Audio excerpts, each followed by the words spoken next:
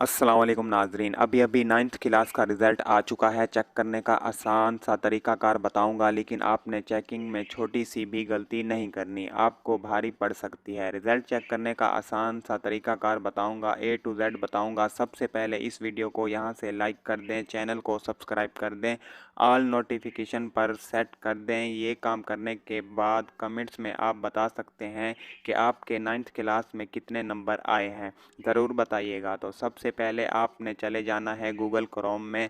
आसान सा तरीकाकार बताऊंगा, कोई गलती नहीं करनी। यहाँ पर आपने करना क्या है वो आपको ये भी बता देता हूँ। आपने यहाँ पर टाइप करना है, टाइप करने के बाद यहाँ पर लिखना है नाइन्थ क्लास रिज़ल्ट।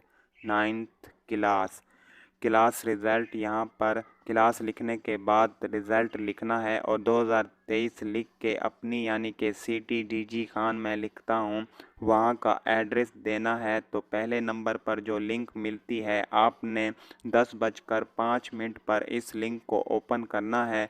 वहाँ रोल नंबर मांगेगा तो आपने रोल नंबर दे देना है। तो ईज़िली आप चेक कर सकते हैं नाइन्थ क्लास का रिज़ल्ट।